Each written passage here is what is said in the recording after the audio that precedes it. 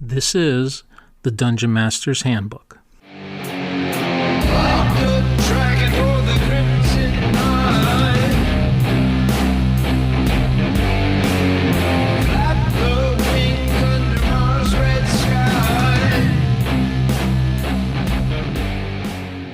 Hello, I'm Michael Shorten, Chicago is.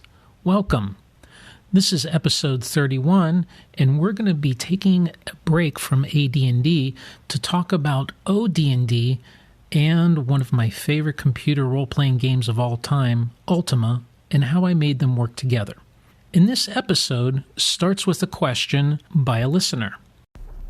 Hey, Josh Beckelheimer here.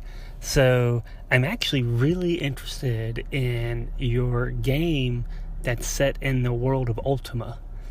Ultima Online was my very first experience with Ultima and with massive multiplayer online games. I spent many hours in that game. I think I was in middle school, high school. I can't remember. I think it was high school. But me and my buddy, he was one that found the game and just told me all about it. And oh my God, we had so much fun. And I love how you can just do anything. It truly was an open world experience where your character could be whatever you wanted to be and you could do whatever you wanted to do. It really didn't have the limits like other MMOs did. And man, I loved that game. And every now and then I'll go back and play it, but I never last long in it. That's Josh Beckelheimer of JB Publishing. Thanks, Josh, for the question. I play a little bit of OD&D along with playing a lot of AD&D, and I currently have two games running in it. The first is an OD&D game that I've been playing with my wife for a while, and I've talked about that in previous episodes, and perhaps I'll do an episode focused just on that game. But my second OD&D game is the result of a really long love that I've had for the very first computer role-playing game that I ever played, and that was called Ultima 3 Exodus. Now, this is taking us back to about 1983, 84. And previous to that, I had played NetHack crawlers or NetHack-like games on the old Commodore PET 4032 and the Model 1 and 2 of the TRS-80 computers. So no doubt you're getting an idea of the period of time I'm talking about, and that's the late 70s, early 80s. But Ultima 3 was what I consider to be the first really full-fledged computer role-playing game that I had ever played. Now, at the time, it was amazing. I have overland travel to go wherever I wanted. So if I just wanted to walk around the entire world and killing monsters, I could. There was nothing stopping me from doing it. You know, there were puzzles to be solved. There were NPCs in all of these different towns to interact with, each with their own clues, and some of them who would give me quests. There was combats with groups of monsters, orcs and skeletons and bandits, and of course, pirates on ships, which then, if I defeated the pirates, I could board those ships and have sea travel with naval combat, with sea serpents and all sorts of fun creatures. There were dungeons with traps and gremlins and these damn strange winds which would blow out my torches. I mean, I was hooked. I probably spent a good chunk of my young life playing that game. Now, the Ultima 3 game was the third in a series of games. There was Ultima 1 and Ultima 2 prior to that, and they were all tile-based role-playing games. And each one showed a level of sophistication above the previous one. And I played all three of them on the Commodore 64. Those games really set the foundation for what I compare computer RPGs to today even, because they awoke in me such a wonder or this thing about exploring lands and being able to go wherever I wanted to and explore these dungeons. And it was just, what we consider today to be the quintessential D&D experience, but it was on a computer and I could do it all the time. it really wasn't until I found the Elder Scrolls Morrowind game in the early 2000s that I found a computer game that awoke in me kind of the same feelings that I had in playing these first three games. After Ultima 3 began a change in the Ultima series, and I read online that this is due to Richard Garriott having thought that the first three Ultima games, these are just simple little entertainment games. Nobody's going to make much of a big deal of them. But after hearing that parents were genuinely concerned about how these games were affecting their children and hearing rumors about satanic cults, he decided to start creating games based on morality and based on choices that the players would make. And so Ultima 4 and all the Ultima games on through all 9 of them, they took on a very different tone. I never played those much. After Ultima 3, my life changed. I went into the military, kind of got on with life, and so I've never had a chance to really go back and pick them up, and I probably should. It'd probably do me good to be able to see those games. Let's go back in time to 2008 and 2009. So Swords and Wizardry has first come out. Now, Swords and Wizardry, for those of you that may not have heard of it before, is a retro clone of the original Dungeons & Dragons game as published in 1974, plus all of the supplements that were released in the 70s afterwards. So Sword and Wizardry took these games, rewrote them in a much, you could call it, clearer or more modern format, and made them available free of charge to anyone who wanted to download it and play the game. When this came out, there was this explosion of creativity surrounding Swords and Wizardry. And a lot like what you're seeing today with the Old School Essentials game, the OSE game. There's a lot of creativity, a lot of people writing stuff for it. So 10 years ago, this was happening, but with Swords and Wizardry. Now, at the time, a gentleman by the name of Marv Brigg, I hope I'm pronouncing this right, Finarvin, I'm sorry. Marv is also known as Finarvin online. He is the administrator for the OD&D 74 forums that you may hear me talk about from time to time. Well, Marv took Swords and Wizardry even further back and took out all of the things from the supplements and made a game called Swords and Wizardry White Box. And this truly reflects what OD&D would have felt like, along with some of the changes that Swords and Wizardry introduced. Things like the single saving throw value and some other small twists. He threw an ascending armor class in case people really were, hooked on having a larger value for armor class than the old school smaller value for armor class. But he released it for free as well. Now, I loved Swords and I still do love Swords and Wizardry White Box. It's the perfect toolkit for me to be able to write the game that I want to write. And so at the time, because all the cool kids were writing games and settings and whatnot, I decided to do much the same. And so I thought, what a neat way to get back into two loves that I really have for D&D and for Ultima. So how do I go about doing that? In Ultima lore, the first 3 games are set in what's known as the Age of Darkness. Now, this is a storyline that centers around a conflict caused by a dark wizard known as Mondain, who is threatening the lands of Caesarea, which is the lands that Ultima takes place in. And it's up to the player, who is known as the, quote, stranger, who comes from our reality of Earth in order to save the day there in Caesarea. In the first Ultima game, the stranger travels to the lands to get items to make themselves strong enough to actually defeat Mondain himself. In the second game, Mondain had an apprentice called Minax the Sorceress, and she goes and affects space and time that threatens the existence of everything, and it's up to the stranger to go and rescue reality. In the third game, we find out that Mundane and Minax created a child, if you will, or an offspring, and it's a demonic computer AI, and it's called Exodus, and Exodus is now threatening the lands. And so the stranger has to go and get strong enough and collect all of these tools and things in order to be able to save the lands from Exodus.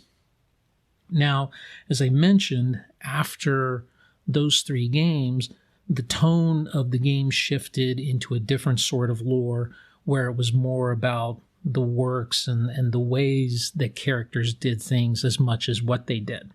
And there were a total of 9 games, plus there was a lot of different spin-offs and offshoots. And I will link you in the show notes to a wiki on Ultima that covers pretty much anything you would want to know about the game series. Now, most of you have probably heard of Ultima Online. Now, that was one of truly first successful MMOs ever created, and it, from what I understand, I've never played Ultima Online. This is my true confession. I never actually played any Ultima past the first 3 games, but it's my understanding that this takes place in such a way that it honors the lore from the previous games, but it also kind of sets up its own lore. Now, if, of course, you have more knowledge or want to school me on this, please feel free to let me know. And what's interesting about Ultima Online is it kind of set the bar at the time. It was very popular, and in fact, it is still played, as far as I understand, even today. There are people that stick to UO and see it as their home. So we're in 2008, 2009. I have this lore of Ultima from the Age of Darkness. What am I going to do here? So I'm going to take OD&D as a toolkit, as a foundation, and I'm going to write a game that makes you feel like you are in the Ultima of the games that I remember and love. Well, how am I going to do that? And I found that OD&D gave me the perfect platform for doing this. Now, from a character creation perspective, this wasn't too difficult. The first 2 Ultima games were really simple affairs. I mean, you only had 4 races: human, elf, dwarf, and bobbit. You can guess what a bobbit is. And they had, the archetypical character classes: fighter, wizard, cleric, thief. The third Ultima game gave you a few more options. As far as race, you could be what's known as a fuzzy. If you think of a fantasy Ewok, you know exactly what they were shooting for. And class-wise, there was a ton of options now. Not only could you be the 4 archetypical characters, but you could also be a barbarian, a paladin, druid, an illusionist, and a few other options. And they all had their pluses and minuses. A lot of them could cast spells in a limited form or fashion and or have thief-type abilities. Now, I found that was pretty easy enough to port over to an OD&D white box kind of game at the time, including some variations on races and classes, plus the classes that didn't exist in typical OD&D. That was one thing that I broke away from in using, well, actually not broke away from, that's one thing that I did with OD&D that's kind of in its DNA. I wanted a game that felt like the setting that I was shooting for. So I wanted it to feel like Ultima. And OD&D, by its very nature, is simple and robust enough that I could do that. So I was able to take what came out of the first 3 Ultimas and come up with things, like pluses and minuses based on your race and what class you were going to choose from. And it worked great. Felt like it ended up feeling like what I wanted Ultima to feel like. Now, At the time, as I mentioned, in 2008, 2009, there was a lot of material being written by a lot of people on how to implement things like illusionists in swords and wizardry, how to do barbarians and rangers and whatnot. And so I took a lot of those inspirations and folded and wrapped up my own, and there you are. Now, as a nod to the 3 games, I limit the classes for what you can have in levels 1 and 2, so you're limited to the classic 4 class types. Once you get to level 3, then you can change to what I call advanced classes. So a fighter can change into now being a barbarian or a ranger or a paladin. A wizard can become an alchemist, a druid, or a lark, also known as the bard, and so on. And again, this was kind of my, I guess you'd call it, homage to the Ultima series, where the first 2 games were very limited, and then the 3rd game kind of, expanded the universe, and that's what I've done as well. So that's character creation.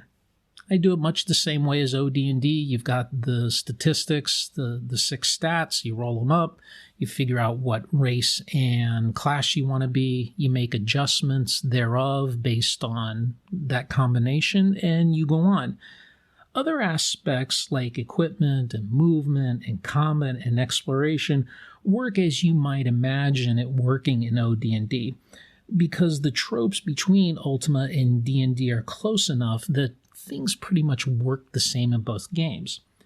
Richard Garriott, who's the creator of the Ultima series, and he was the lead programmer, or the only programmer, for the first 3 games, he was very much influenced by 1970s D&D. He grew up with playing D&D. In fact, his very first game that he sold in the late 70s was a basic D&D game written for the Apple II that he shoved in Ziploc baggies and sold at a local computer store.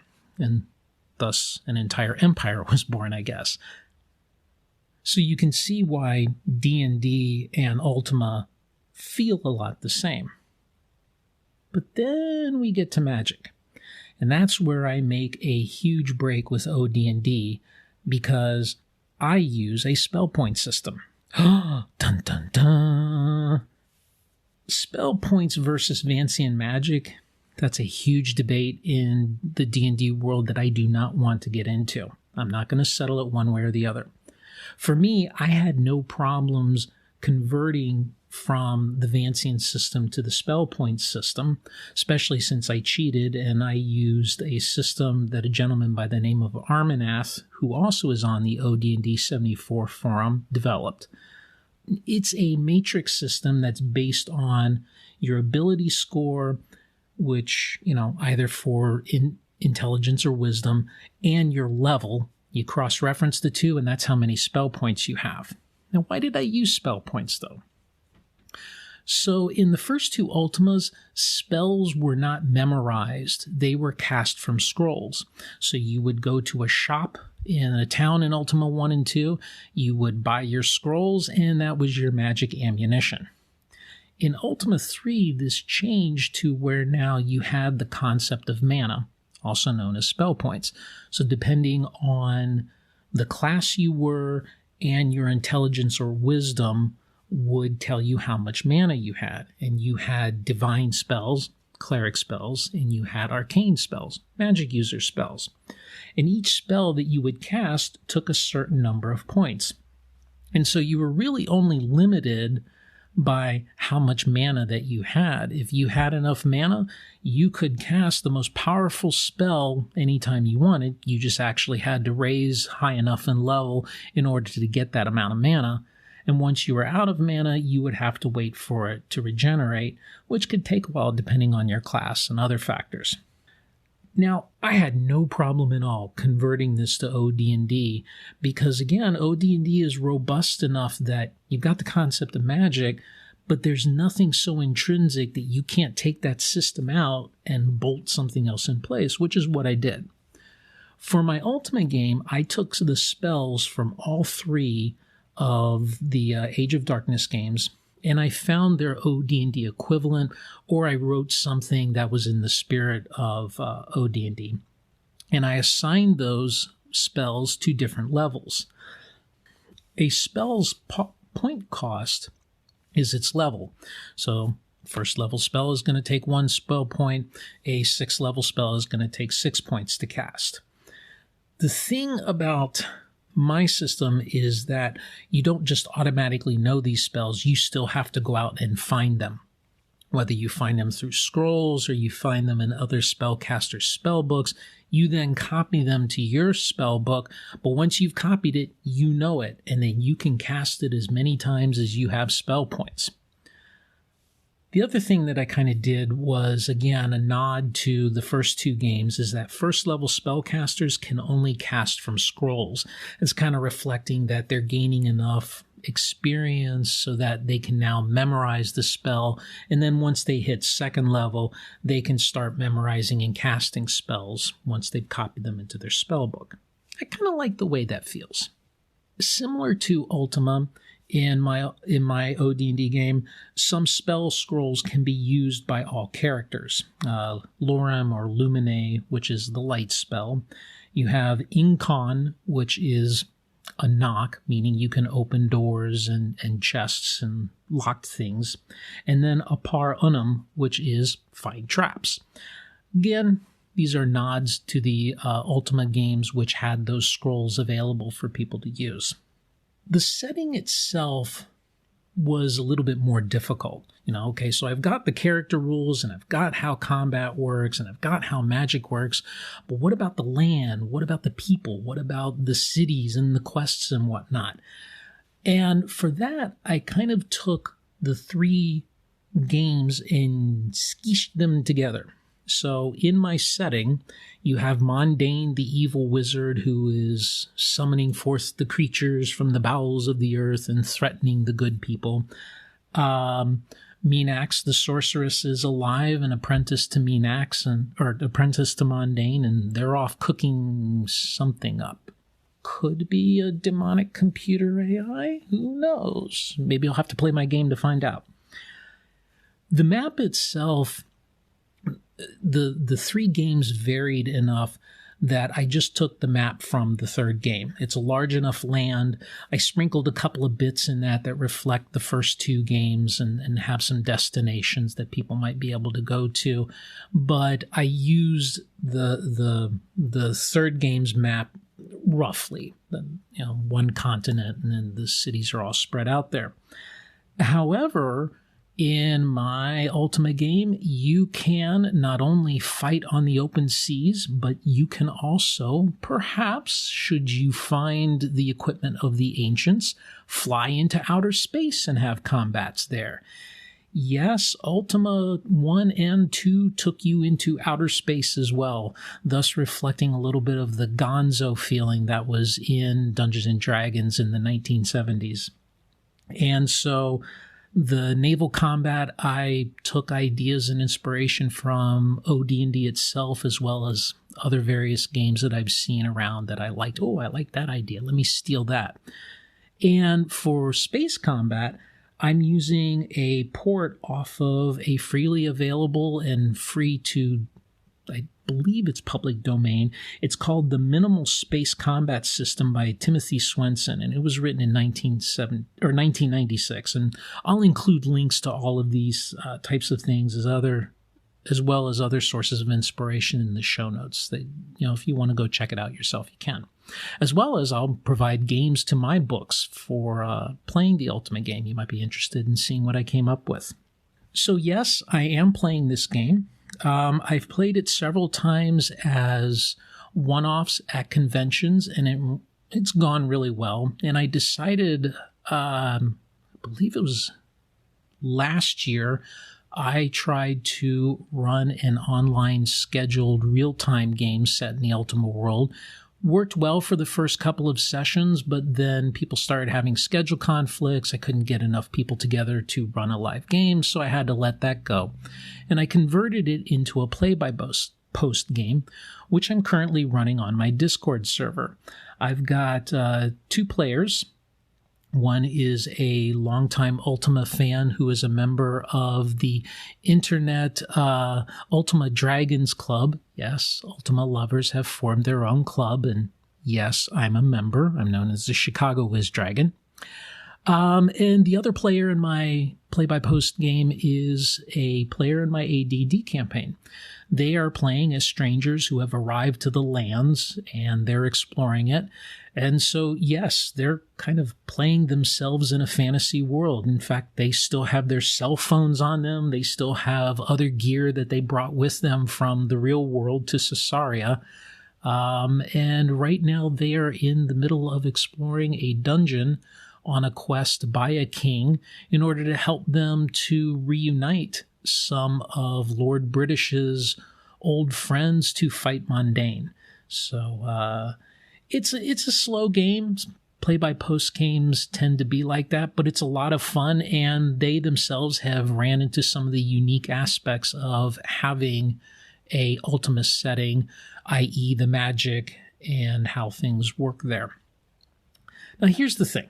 So bringing this back to OD&D.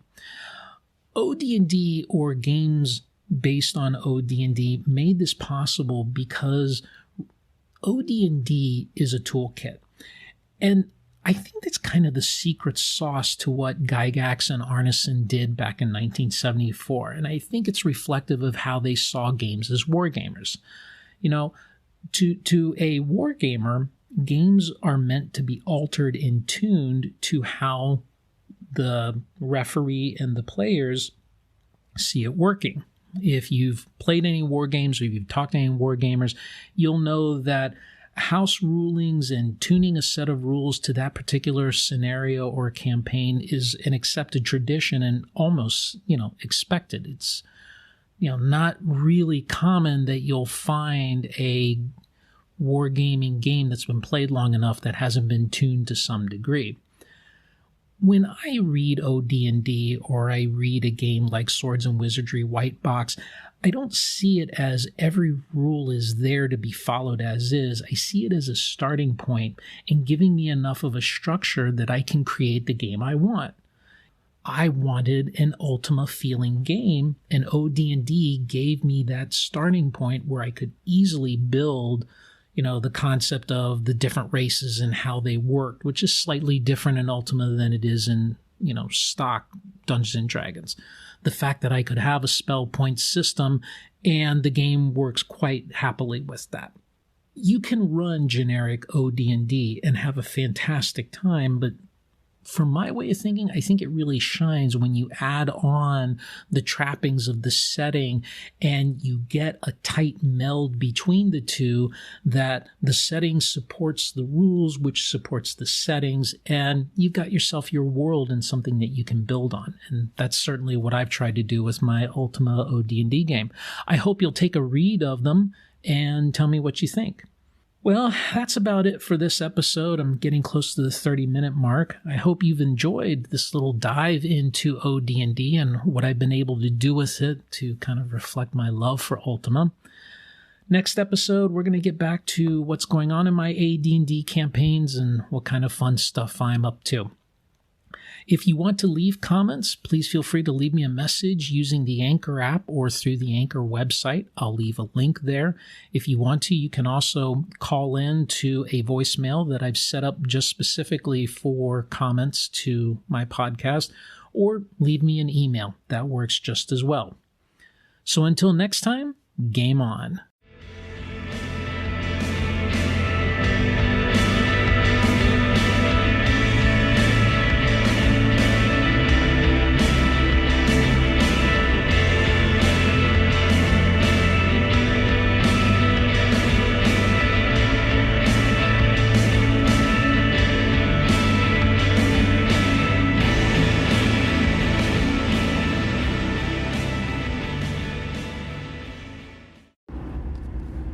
Hi everyone, it's Mike Shorten, Chicago Whiz, and I believe this is episode 32. I'm doing a driving podcast, so I'm not quite sure which episode this is. It's COVID Thursday, and just getting back from an early morning run to the grocery store. Never realized how much food teenage kids eat until you're stuck at home with them 24/7 It's been an interesting adventure. Hope you all are doing well.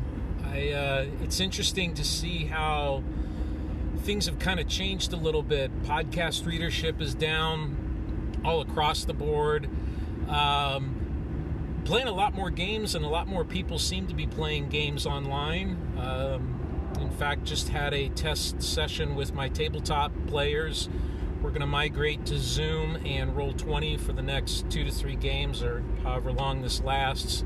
Here in Illinois, in the Midwestern United States, we have a fairly progressive governor who has locked down the state for 30 more days, and considering the city of Chicago is within our state, I think it makes a lot of sense. We're a high-density, high-travel state, especially here up in the northern parts.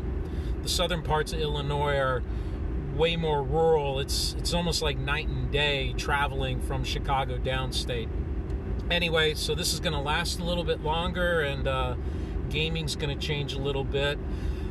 I have to admit, I have not been listening to y'all as much as I should be because, I miss my commute.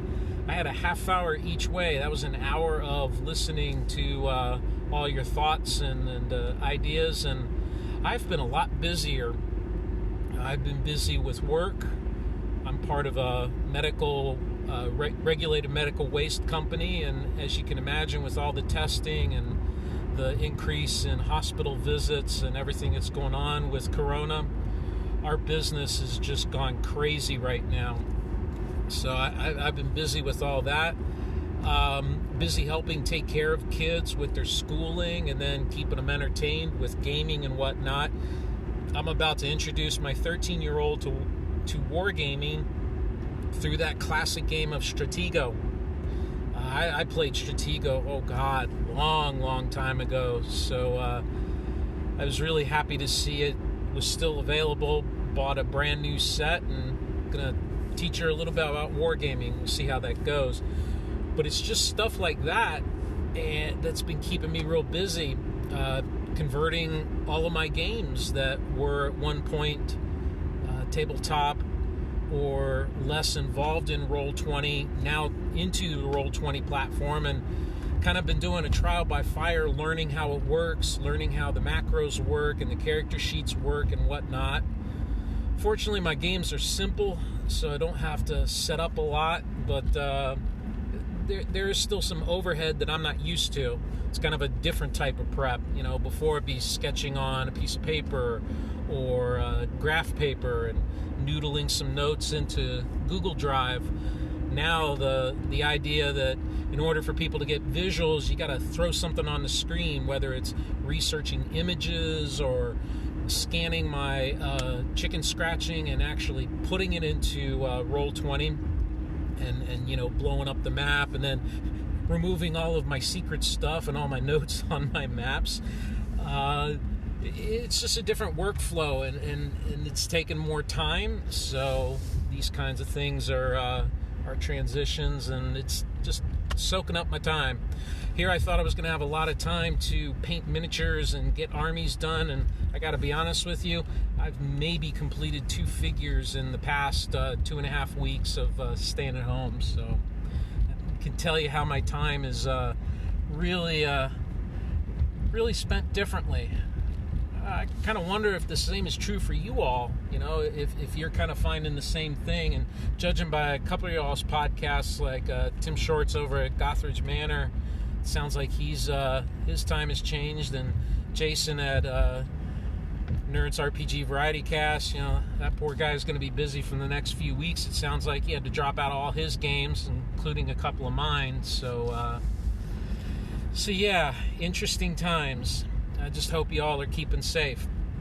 I am going to have a couple of things coming up in future episodes. One of them is someone on Reddit, the AD&D subreddit, was asking a little bit about pursuit and evasion and complaining about the rules there.